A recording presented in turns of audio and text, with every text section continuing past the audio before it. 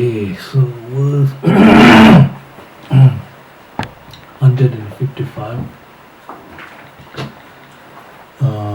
So because of desiring to benefit yourself, O mind, all weariness you have gone through over countless past aeon has not succeeded in achieving misery.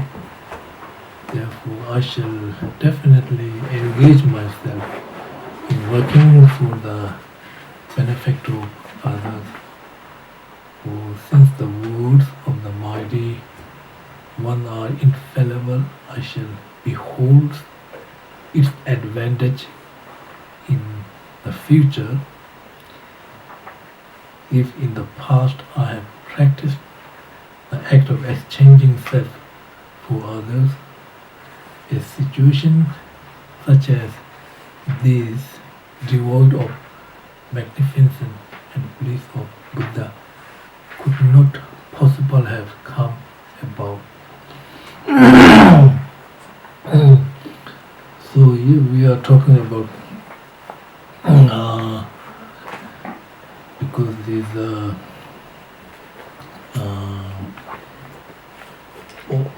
altruistic mind, right? Bodhisattva mind. So we are talking about Bodhisattva mind is very, very important because everybody have potential to transform your mind, or everybody have potential. We call Buddha Buddha nature, or the nature of the mind. So everybody have nature mind. That mind is potential to be awakened or potential to become enlightenment. So therefore, if we know the bodhicitta is very, very important practice, so we have to know what are the causes of the bodhicitta mind, how to achieve bodhicitta mind, how to meditate. So generally speaking,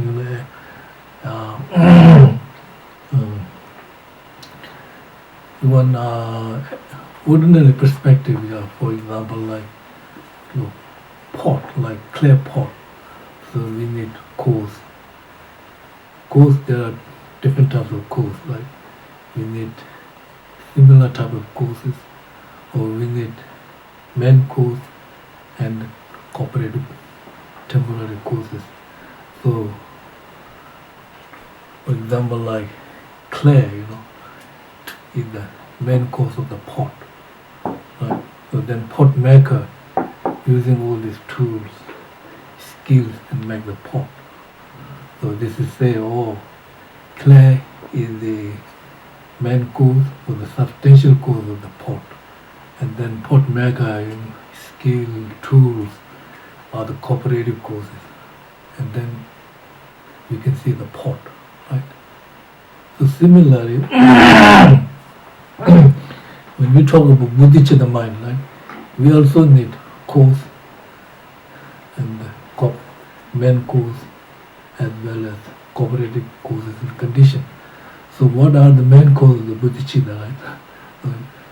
So main cause of bodhicitta is extraordinary compassion is the main cause of bodhicitta. So if we have extraordinary compassion, then we will achieve bodhicitta. The main cause of this bodhicitta mind is extraordinary compassion. So before extraordinary compassion, we need other causes and conditions, right? Cooperative, similar to the clay pot. So clay is the main cause. So the bodhicitta, extraordinary compassion is the main cause. And we also need other cooperative causes and conditions to represent that cause. So there are mainly two, loving kindness and the compassion. So loving kindness and the compassion So when we talk about loving kindness and compassion, we have to, these two help to develop extraordinary compassion. So loving kindness and compassion is two different mental attitudes. So we need to distinguish between loving kindness and the compassion. So it's like beginning and completion. So loving kindness is something, we wish good things for others, or wishing. So loving kindness kind of like we wish good for others. Somebody who lack of whatever, prosperity, external, internal, or we wish them they have success there, whatever they wish. So loving kindness, it wish to succeed. We are not talking about only your friends. We are talking about all the beings. We are talking about whether this person is friends, enemy, stranger, doesn't matter. We wish these all beings achieve their goals, succeed their temporary ultimate goals. So wishing them, right? So in terms of loving kindness, in terms of compassion is different, right? The result is already, pain is already experienced. So we don't want that pain. We want everybody to separate from that pain and the suffering. So you can see these two are very different, right? Loving kindness and the compassion. So you want wish to doing doing good things for others, right? So you wish the compassion is you already experienced the result. Now you don't want this pain and suffering. So you want separate from this pain and suffering. And then not only you, but stranger, enemy, you wish them, all beings, separate from pain and causes of pain. So you see this. So more you focus on these two, right? Loving kindness, compassion. Then extraordinary compassion is you will decide, okay, I can do this, right? I have responsibility to help this or whatever, So it's decision, making decision. So if we practice loving kindness, then we will generate compassion. Then compassion increase, then generate extraordinary compassion. And extraordinary compassion is spontaneously transformed into the Bodhisattva mind. The more you train. So when we talk about loving kindness, right? So here we have to understand what is the benefit of practicing loving kindness, right? So there are 8 benefits, which is explained by the Indian master Nagarjuna in the Precious Garland, right?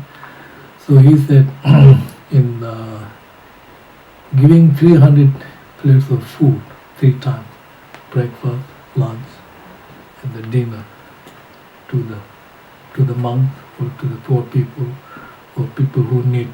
So each day, every day,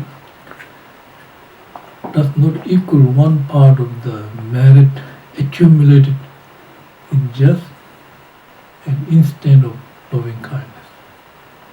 So this means this was related to, for example, like in Tibet, shepherd, right? They go to the mountains. So when they go to the mountain, yak and all these animals, so they have to take their lunch, packing lunch, right? Put in the bag. That lunch is very, very important for him because he is far away from his house in the mountain, so he or she have to carry the lunch. That lunch very important because when you're hungry you have to eat this lunch, right? So and then so this lunch is very important, and then you see other people who are very hungry, right? So you give lunch that to others. So you are hungry but you are not eating yourself, but that lunch to others. Not just one time. If you done this for 100 times, so the lunch is very important. You are hungry, but you saw other people are hungry and you give this lunch to others 100 times, then how much merit you accumulated? Like both are hungry, but you hungry, but you give this to others, and then how much you calculate merit? Huge amount of merit. So, but that merit cannot calculate meditation on the loving kindness for one instant, right? Because we are talking about loving kindness, means no discrimination. You put everybody into your object of meditation, right? So then, just one instant thinking this meditation. That's what Nagarjuna means. One part of merit accumulated, right? So you create huge amount of merit. There's yogi in Tibet, meditation on loving kindness. So the loving kindness and put everybody in the object of meditation. So loving kindness means no discrimination, like anybody, right? You put all this in your object of meditation. Whether you friend, enemy, stranger, doesn't matter. You put all our object of your meditation. So one time, this meditator, meditating on the loving kindness, right? Spirit comes. He's watching to harm the meditator. The spirit waiting long time, and he can't harm the meditator. And then another spirit said, "What are you doing? I'm waiting opportunity to harm this meditator." He says, "Not good idea, because he's thinking about you. How can he? He's thinking about you, and how can you harm this meditator? Because he put everybody in the meditation object. So their spirits are, waiting to harm, but cannot get opportunity. And then instead of harming, they will change their mental attitude. They become good spirit. Because it is bad spirit, right? Because of the power of your loving kindness meditation will change the spirit's mind. And the spirit change the spirit mind, spirit become your friend. Then they will protect you, become like Holy Spirit, like me. So that's the loving. So there are 8 benefits of meditating on the loving kindness. Number 1 is God and human will be friend with you, like that spirit, and they will never harm you. Instead of harm, they will protect you all the time, right? They will also protect you, Lama too, they protect you, right? And then you will find joy, joy. When you are meditating on the loving kindness, you have joy, because it is antidote. It is healing your mind. If your mind is dominated by disturbing emotions, who will heal the disturbing emotions? Loving kindness. Compassion will heal the disturbing emotions, right? Like medicine, healing your mind. When you get sick, right, you have to see the doctor, and doctor will check you, right, and you give medicine. So you need to take the medication to cure your sickness. Right? If you don't take the medicine, what happens? Problem. Right? So when you get sick in the mind, right, mental, so you need heal the mind. Healing the mind means through practice meditation with the loving kindness and the compassion. So that's and then much happy, and if you practice loving kindness, external, condition cannot harm you, like food poison, like we say food poison, like that, and weapons will not harm you. You will achieve your goal effortlessly. Whatever you wish, temporarily, all will come effortlessly, and you will be reborn in the Brahman, Buddha rebirth.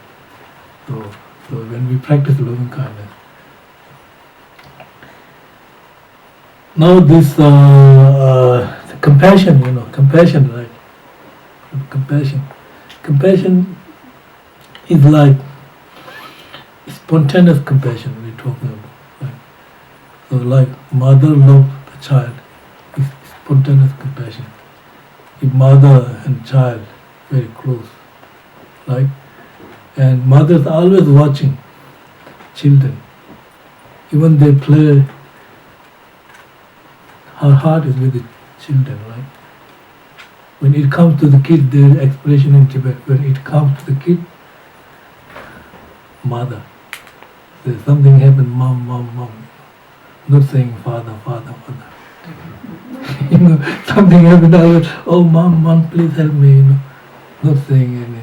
And also in mother sentient beings, Buddha said, mother is symbol of compassion. Right? So when child and mother very close, mother always watch the child, right? Her heart is with the child, is spontaneous. Something happened, she will give everything, food, whatever necessary, is spontaneous to her children. Right? So you don't have to tell, because her spontaneous. So compassion should be like that, spontaneous. Right? So when we talk about this kind of compassion, it's not biased compassion, right? Universal compassion. So we are thinking, using the analytical meditation, why we have to be compassionate to others, not only you, your relatives, but stranger. So that compassion, also the compassion is then when we have this kind of compassion, like spontaneous compassion, then that will lead you to develop extraordinary compassion. So extraordinary compassion is main cause of bodhicitta.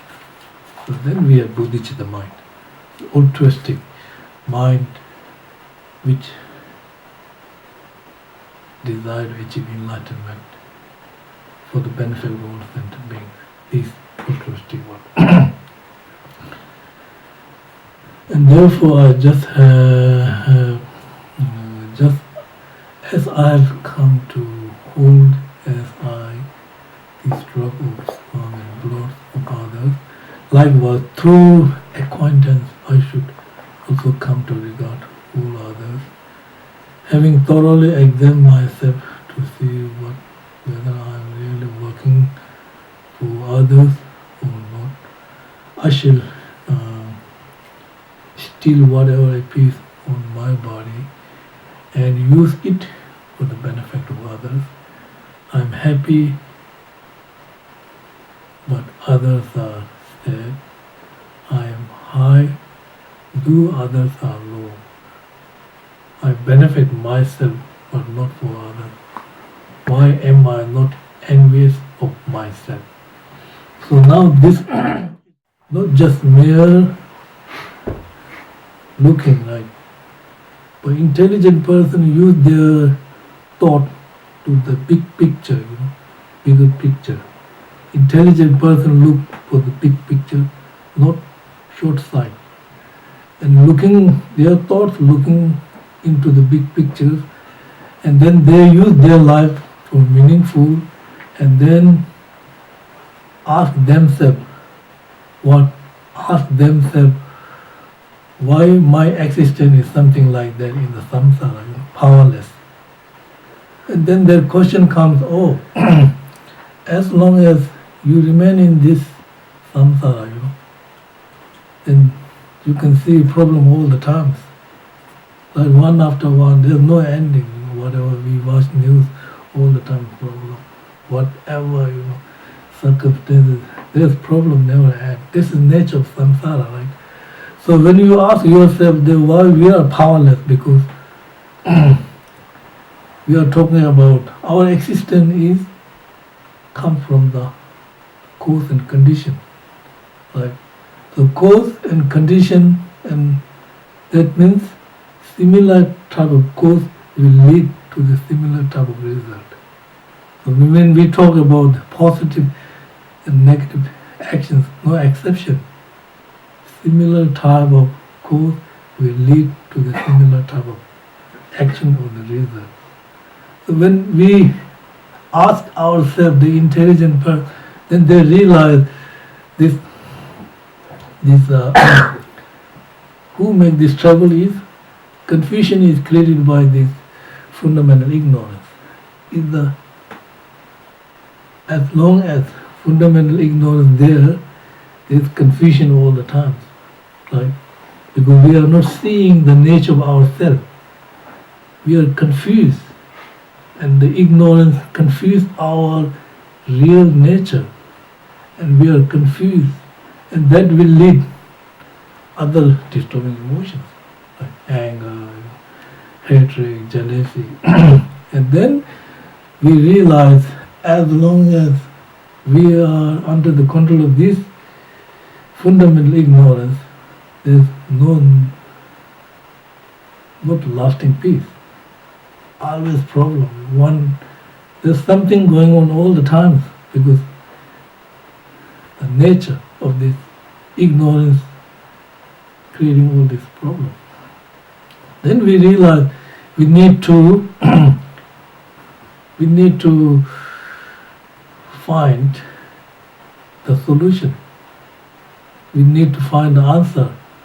That means we need to understand the nature of the mind. Who confuse our mind, right?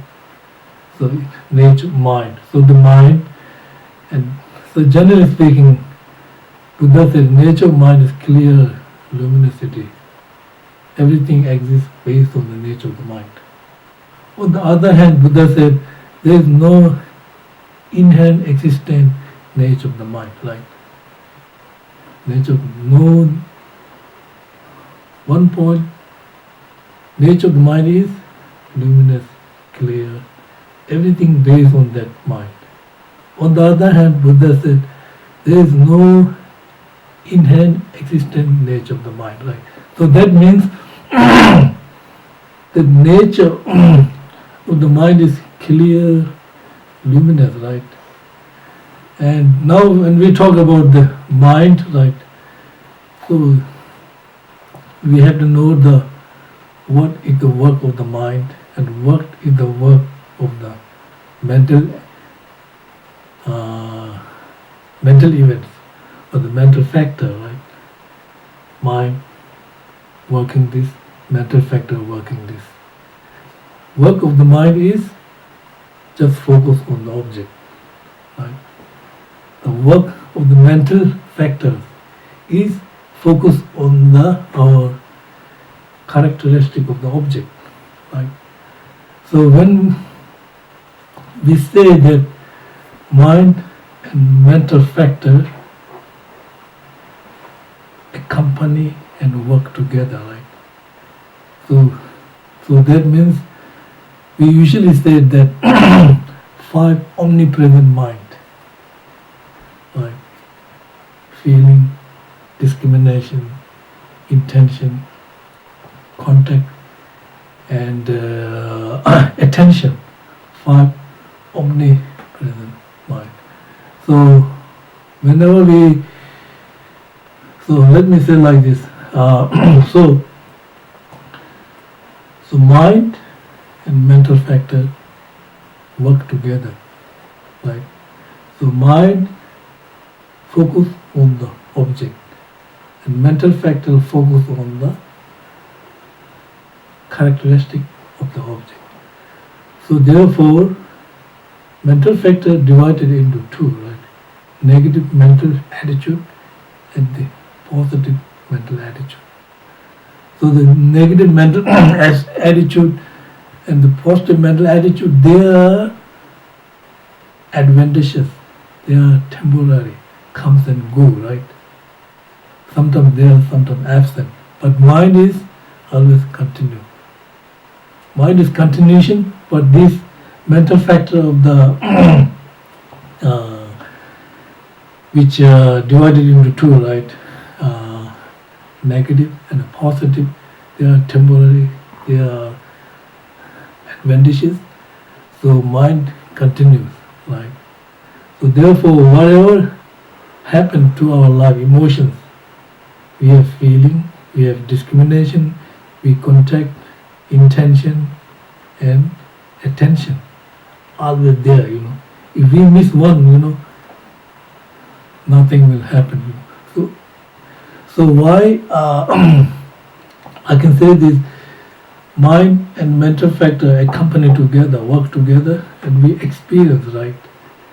So why first mental, there is 5 omnipresent mental factor, like number 1 is feeling. Why feeling is so important? Like when we talk about feeling, 3 types of feeling, right? Pleasure, unpleasant, and neutral feeling. If there will be no feeling, how can mind experience pain, suffering, and neutral? Right? If there will be no, so that's why feeling is very important, because if there will be no feeling, how could mind experience pain, suffering, and neutral? So that feeling is so important. Right? If there discrimination is very important, right? If there is no discrimination, we cannot say this, that, right, wrong, good, bad. Right? You can see that discrimination is very important, right? Now when we talk about intention, right? Intention, which is intention draw you into the object, right? Bad intention draw you the bad object, right? Negative intention or the positive intention draw you to the good object. So that means the intention create accumulate karma. Right? No intention, we will not accumulate karma. So intention is very important. So then contact engage with the object, right? If there will be no contact, how can we say mind? How can we say this, that, right, wrong, good, bad? No way, right? And then we talk about this attention.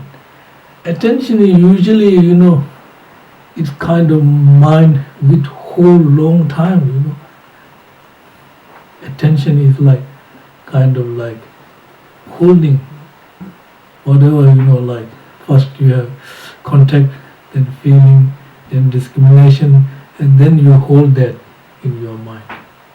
Long period of time, In the negative, you're holding this.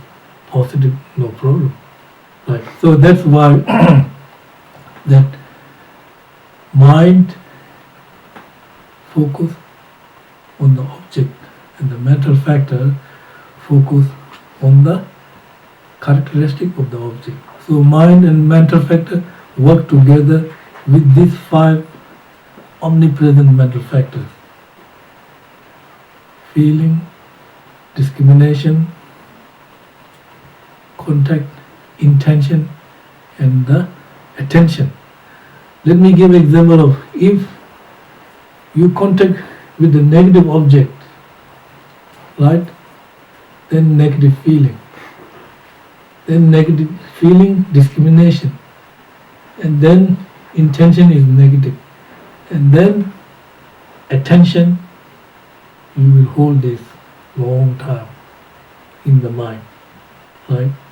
If you miss one, we cannot say mind is working.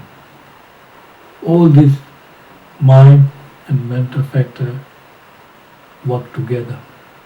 To function the mind, we need mental factor, right? No mental factor, mind cannot function. And then that's similar to the positive, right? Loving kindness, intention, loving kindness, then feeling, loving kindness, discrimination, loving kindness, then and then contact, and then attention, loving kindness. So we can say the mind and mental factor, work together, like working together with these 5 omnipresent mental factors. If we miss one, mind will not function, whether negative or positive. We must have these 5 omnipresent mental factors work together, right? Let me say that this Indian master, Asanka said that the discrimination by nature apprehends either, mark or an idea. So that means we are talking about like this. Our daily, growth, sensory consciousness, right? These are non-conceptual mind, right? Apprehend object, right? With mark. And then that non-conceptual sensory consciousness, on the basis of this one, idea comes later, right? You see blue color, right? And then later, idea of blue comes, right? That's what it means here. Nature apprehend, mark, or an idea, Conceptual mind apprehend the idea. Non-conceptual mind apprehend the mark, right? So when we see blue color, right, directly, I'm seeing directly blue color, right? That's the mark. So when I go to in my room, then my conceptual mind bring the idea of blue color, right? That's what it means. But discrimination, when we talk about discrimination should be right discrimination, We some discrimination, wrong discrimination, isn't it? Right discrimination. So right discrimination is like is important, right? If we make mistake discrimination, then no good, right? Let me tell you a story in India. When we are in the monastery, like we have, have to plant the corn, and we have to go to watch the elephant night time. Each time, 5 monks. My time, then we have to bring the old torch and watch that. One time, and some senior monks, 5, so they go to the field and watching the elephant, And one monk said to, this elephant, big giant elephant there, And then he asking 4 monks, come have a look there, elephant there, They saw, big giant elephant, And then they're looking and he said, it's moving, Elephant moving, They all escaped and run away, And then tomorrow morning, they went to that same spot. It's tree. And then, wind blowing, moving, So one example, we make mistaken, unmoving, mistake that tree to be elephant, and then you have projection and you have fear. But actually it's tree, and then it's wind blowing and tree moving, and then you thought there was elephant moving. So that's like this kind of mistaken mind, right? So we make mistaken mind. So it means mind should be correct mind, analyze the object, right? So when we talk of analyze the object, then we need to use both mind and the mental factor work together, right? So mind and mental factor work together means we have to intention. When the object is something positive, then or negative, we should analyze. And then feeling, if that is positive, right? Discrimination, through discrimination we will experience, right? Feeling with experience. Then no problem, you know what I mean? So that's the point of life. That when we talk about the mind and mental factor, it's very important in our daily life. We always use mind, we always use this five omnipresent all the time, like feeling, discrimination, intention, and contact, and then attention. So it means attention should be on the positive attention. More attention positive, change the mental attitude. And then attitude, transform your mind. So it means we are saying that Bodhisattva mind means transforming your mind, right? So through discrimination, through meditation, we know what is right, what is wrong, what is benefiting for you, what is hurting for others. So we are not blind, intelligent, and looking for your thought is big picture, So that's way of thinking of the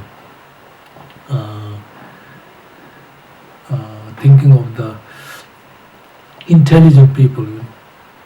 Intelligent, it means that experience the thoughts, not only intellectual but experience thought, whatever you see, whatever you feel.